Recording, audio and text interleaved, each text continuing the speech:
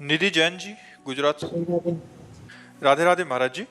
महाराज जी, मुझे बहुत अधिक नकारात्मक विचार और अधिक डर सताता है। मन अपने नियंत्रण में नहीं रह पाता। ये बहुत खतरनाक डर की हद स्थिति हो है। गई है महाराज जी। ये बहुत खतरनाक स्थिति है। अगर नकारात्मक सोच बनी रही तो डिप्रेशन में पहुंचा सकती है और परेशानियां पैदा कर सकती है। जब यही सोच ज़्यादा बढ़ जाती है तो शरीर के नाश की भी सलाह देने लगती है। नकारात्मक सोच बहुत खराब चीज़ है। ये पाप से आती है। जब हमारे से कोई पाप बन जाता है इस जन्म में या पूर्व जन्म में, वो जब सवार होता है तो देखो, चाहे जितनी विपरीत परिस्थिति हो, अगर सकारात्मक भाव है तो हम उसमें भी आनंदित रहते हैं। भगवान की कृपा है। आज आई है परिस्थिति, बदल जाएगी। जैसे दिन नहीं रहा, रात आई, ऐसे रात नहीं रहेगी, दिन आएगा। ऐसे सुख और दुख हैं, दुख आया है तो सुख आ जाएगा, सुख है तो फूलो मती, दुख आने वाला है। एक क्रम है इसका। तो हमें चाहिए कि नकारात्मक सोच को हम नष्ट कर दें। भजन बल के द्वारा हम खूब नाम जप करें और अपनी नकारात्मक सोच को छोड़ें। और भय करने की जरूरत नहीं, सर्वत्र भगवान है। जब जिसको जहाँ मरना है, आप ना आवे आप पर ताई तहाँ ले जाए, वो वहीं जाएगा। वैसे घटना घटेगी, वैसी परिस्थिति बन जाएगी। एक बार मरना है, 100 बार मरना नहीं। तो ना मरने का डर होना चाहिए, ना और कोई भय होना चाहिए। नाम जप करो और अच्छे आचरण करो और भगवान की कथाएं सुनो। भगवान और भक्तों के चरित्र सुनने से बहुत जल्दी हृदय पवित्र होता है। जी। आर्यन मौर्य जी।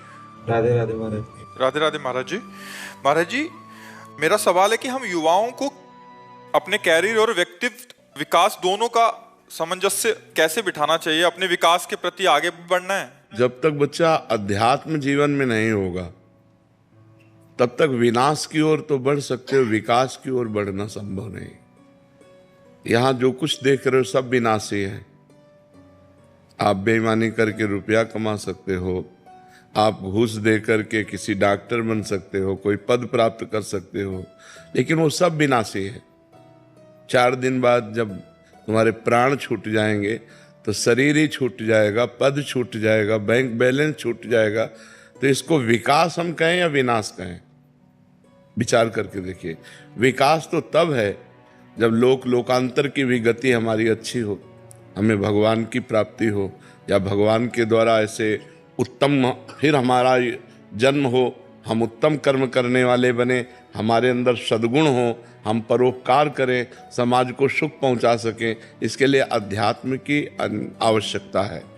हम अगर अध्यात्म से नहीं जुड़े, शास्त्रों के अनुसार नहीं चले, तो देखो कितना गंदा माहौल है नवयुवकों में। नशा करना और ये गंदी बातें करना है कि नहीं बढ़ रहा है? कई लड़कियों से, कई लड़कों से ऐसे गंदे संबंध बनाना, ये सब क्या है? जो गर्लफ्रेंड बॉयफ्रेंड चल रहा है, ये सब क्या है?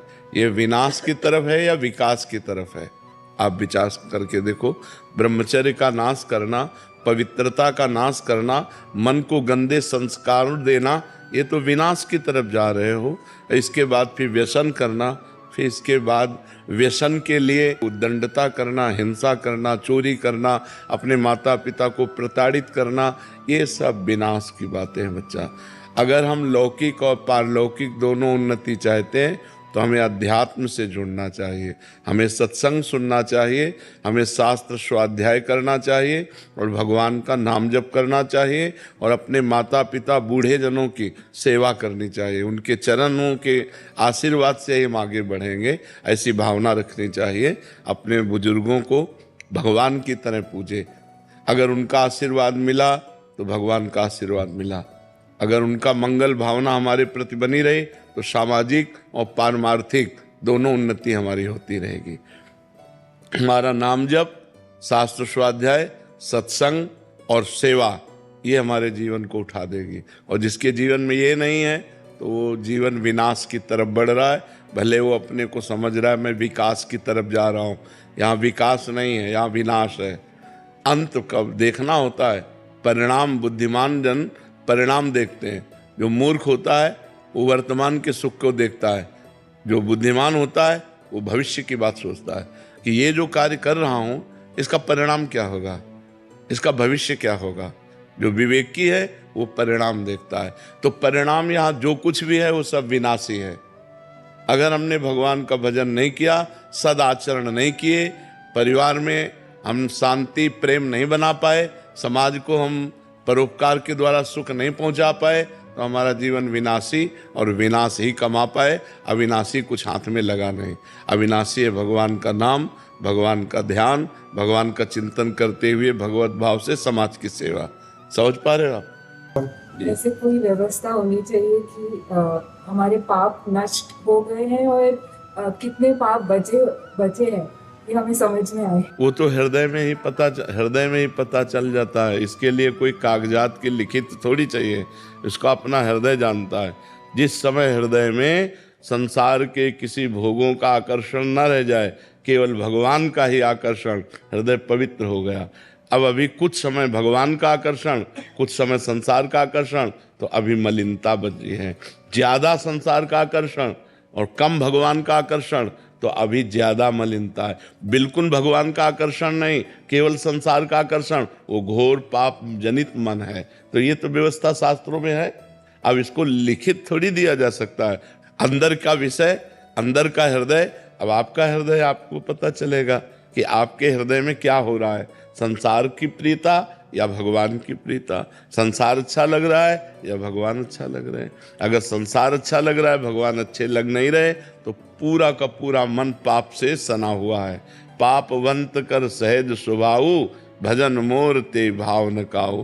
पापवंत जो जीव होता है, उसको भगवान का भजन, भगवान की चर्चा, संत महात्मा, ये सब अच्छे नहीं लगते। उसको खाओ पियो, अपने मनमानी आचरण करो, ये अच्छा लगता है। तो व्यवस्था तो है ही, पर अब वो कोई लिखित नहीं दी जा सकती कि इतने % आप पापी हैं, इतने % आप पाप से रहित हो चुके हैं। ऐसा लगता है कि हमसे बहुत कम नाम जप हो रहा है और ज्यादा होना चाहिए। हाँ, ये तो सबको होता है, हर साधक को होता है कि चाहे जितना भजन हो, लगता है अभी वो भजन नहीं हो रहा जैसा होना चाहिए। हाँ, ये भजन की सच्चाई है। जब हम सच्चाई से भजन करेंगे तो हमारे अंदर ये बात आने लगेगी, भजन की भूख बढ़ जाएगी कि मन में बस यही लगेगा कि अधिक से अधिक भजन करूं। और कोई जैसे भजन करने वाला दिखाई दिया तो लगेगा, हे भगवान, ये कितना भजन करते हैं, मैं कितना कम करते हूँ। हाँ, उनके चरण छूने का मन होगा, उनकी सेवा करने का मन होगा, उनकी वंदना करने का, तो समझे कि हमारा भजन ठीक चल रहा है। जो भी भजन चल रहा है हमारा, वो ठीक चल रहा है। किरण जी ग्वालियर से। श्री हरिवंश महाराज जी, गुरुदेव भगवान, मंत्र मिलने के बाद बहुत से विकारों से मुक्ति मिल गई है, लेकिन गुरुदेव भगवान, चित्त की एकाग्रता में अभी भी बहुत कमी का अनुभव करती हूँ। गुरुदेव, जन्म जन्म की विकारों से मुक्ति मिल जाए और पूर्ण शरणागति प्राप्त हो, महाराज जी, इसके लिए और क्या करें? जो भजन है, इसी को अधिक करो, अधिक समय तक उठते बैठते चलते फिरते खाते पीते सोते जागते हर समय यदि नाम धन एकत्रित हो जाए हमारा, तो हमारा मन भी निर्मल हो जाएगा। और निर्मल मन होने पर फिर निर्विकारता होती है, कोई विकार नहीं रह जाएगा। मन को स्वाद मिल जाए भगवान के नाम का, तो इसे ब्रह्मादिक के भोग सब विषम लागत ताए, नारायण ब्रज चंद की लगन लगी है जाए। जिसे भगवदानंद मिल जाता है, फिर ये विषयानंद अच्छा नहीं लगता है। इसलिए भगवदानंद के लिए अव्यावृत भजनात् अखंड भजन करो। जितने आचरण करो वो पवित्र होने चाहिए, कोई गंदी बात नहीं होनी चाहिए जीवन में। और जो कर्म हम करें वो भगवान को समर्पित कर दें। तदर्पिता अखिलाचारिता, और हर समय भगवान का नाम जप करें, भगवान की लीला कथा सुने, भगवान की सेवा करें। अगर हम ऐसे चलेंगे तो दीर्घ काल तक, ये नहीं कि 2-4-10 दिन में, दीर्घ काल तक ऐसे करने के बाद हम देखेंगे कि हमारा मन प्रभु में लगने लगा है। हम देखेंगे हमें आनंद आ रहा है। हम देखेंगे हमारे अंदर जो पहले विकार थे वो अब विकार कम हो रहे हैं, धीरे धीरे नष्ट हो रहे हैं, हमारी आध्यात्मिक उन्नति हो रही है। पर हमें लगना पड़ेगा। परहेज ये कि कोई गंदी बात ना होने पावे। गंदी बात अगर है तो जैसे घड़े को हम भरने की चेष्टा करें, लेकिन उसमें छेद हो तो निकल जाएगा। छेद बंद करना मानो गंदी बात को बंद करके हम अपनी साधना को सुरक्षित रख रहे हैं। नहीं तो साधना भी हो रही और छेद भी है, उसी से साधना का बल निकलता चला जा रहा है, कुछ अनुभव में नहीं आएगा। पहले गंदी आदतों को छोड़े, जो शास्त्र विरुद्ध पापाचरण है वो हमसे ना होने पावे और हम खूब डट के नाम जप करें तो हमारा मन शांत हो जाएगा, हमारी स्थिति बन जाएगी और हमें भगवदानंद की अनुभूति होने लगेगी। करुण वर्मा जी सूरत से। महाराज जी, आप कह रहे हैं कि आप जब राधा राधा नाम जप करते हैं तो इन्हें लगता है कि इनके अंदर कोई एक एनर्जी सी आ रही है, एक पावर सी आ रही है और इनकी बॉडी में भी वैसी पावर आने लग जाती है, और कहते हैं कि किसी का चेहरा दिखता है और इनकी आंखों से आंसू आने लग जाते हैं। महाराज जी कह रहे हैं कि ऐसा क्यों होता है? बढ़िया बात है, बढ़िया बात है। अच्छा है, पवित्र हृदय है, इसलिए ऐसा अनुभव होता है। चुप रहकर इसे खूब जप करो अंदर ही अंदर, तो और अनुभूतियाँ होने लगेंगी। शांत रहकर, कहीं अभिमान ना आ जाए, कहीं हम दूसरे से अपने को ज़्यादा अच्छा ना समझने लगे। अगर ऐसा समझने लगेंगे तो फिर डाउन हो जाओगे, फिर गिर जाओगे। अपने को तृणादपि सुनी चेन तरोरु सहिष्णुना अमानिना मान देन कीर्तनीया सदा हरि। जो अपने को तृण से भी नीच समझता है, सबसे छोटा समझता है, सब भगवान के स्वरूप हैं, हम सबके सेवक हैं, और वृक्ष के समान सहनशील होता है और दूसरों को सम्मान देता है, खुद सम्मान नहीं चाहता है, ऐसे का भजन आगे बढ़ जाता है। तो आप सबको प्यार सम्मान दो, किसी से सम्मान चाहो मती, और जो अपने अंदर भाव आते हैं उनको गुप्त रखो। तो वो भगवान के दिए हुए हैं, और भगवान को जनाना क्या जब उन्होंने ही दिया है, और दूसरे को जनाने से क्या होगा? सम्मान ही तो मिलेगा कि अरे भाई बड़े भगत है, तो सम्मान मिला तो फिर नरक की वृत्ति आ जाएगी। सम्मान घोर नरक है, सम्मानम कल्याति घोर गरलम नीचापमानम सुधा। ये मान सम्मान नष्ट कर देता है भजन को, इसलिए गुप्त भजन करो, शांत होकर भजन करो। जो अनुभव आवे उन्हें भगवान को समर्पित कर दो। आपकी दी हुई वस्तु आपको किसी को बताओ मती, तो ये खूब नाम का प्रभाव आगे बढ़ा देगा। शिल्पा जी पंजाब से।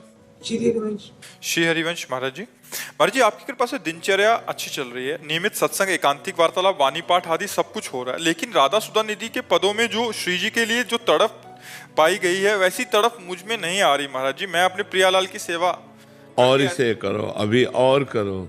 जब तक मन मलिन होता है तब तक व्याकुलता नहीं बढ़ती, और जब मन निर्मल होने लगता है तो व्याकुलता बढ़ती प्रभु के लिए। फिर ये लगता है कि ऐसा कब होगा श्री जी के चरणों में मैं महावर रचूंगी, ऐसा कब होगा जब मैं श्री जी को ऐसे भोग लगाऊंगी, ऐसा कब होगा जब श्री जी शयन कर रही हो हम उनके चरण चापेंगे। ये सब भावना तब बनती है जो हमारा निर्मल हृदय हो जाता है। अभी हमारे हृदय में मलिनता है, मलिनता में ही हम अपने को स्त्री समझ रहे हैं, अपने को पुरुष समझ रहे हैं, अपने खान पान को सुख समझ रहे हैं, इंद्रियों की विलासता को सुख समझ रहे हैं। जहाँ हमारा मन निर्मल हुआ तो ये मांग अंदर आने लगती है। ऐसा कब होगा जब हम प्रियालाल को गलवैयाँ डाले हुए देखें, ऐसा कब होगा जब वो नौका विहार कर रही और हम उनके साथ हों, ऐसा कब होगा जब वो जल केली कर रही हम उनके साथ जल केली कर रहे। ये भावनाएं बनने लगती हैं जब खूब अधिक भजन करो, डट कर भजन करो। पहले माया मल का नाश हो, त्रिगुणमयी माया का, फिर त्रिगुणातीत भावनाएं। ये त्रिगुणातीत भावना है जो सुधा निधि में है, ये त्रिगुणातीत भावना है। कावेरी जी। राधे राधे। महाराज जी क्या अंदर की शांति संघर्ष से आती है या स्वीकार कर लेने से आ जाती है? अंदर की शांति ज्ञान से आती है, न संघर्ष से आती है न स्वीकृति से आती है, ज्ञान से आती है। क्योंकि अशांति का कारण अज्ञान है। अज्ञान के कारण ही हम परिस्थितियों में, विपत्तियों में, दुख में, भोगों में फंसे हुए हैं। भगवान ने कहा है श्रद्धावान लभते ज्ञानम तत्परा सहितेन्द्रिया ज्ञानम लब्ध्वा पराम शांति। पराम शांति मचरेण आदि गच्छति। जब कोई श्रद्धा करके संत महात्माओं का संग करता है, शास्त्र का स्वाध्याय करता है, तो उसे ज्ञान होता है क्या करना चाहिए, क्या नहीं करना चाहिए, क्या करने से शांति मिलती है, क्या करने से अशांति मिलती है। फिर वो अपनी इंद्रियों को कब्जे में करता है। अभी हम इंद्रियों के गुलाम हैं, वो अपनी इंद्रियों को अपने अधीन करता है। मन और इंद्रियों को अधीन करके जब परमात्मा का चिंतन करता है तब उसे जो अंदर ज्ञान प्राप्त होता है, तब शांति प्राप्त होती है, जिसे शाश्वत शांति कहते हैं। कि भारी से भारी विपत्ति में भी उसके हृदय में कोई हलचल नहीं, उसे शांति कहते हैं। प्रारंभ की शांति त्यागात शांति अंतरम, जो जितना भोगों का त्याग करता जाएगा उतना ही वो शांत होता जाएगा। और भोगी पुरुष अशांत होता है और त्यागी पुरुष शांत होता है।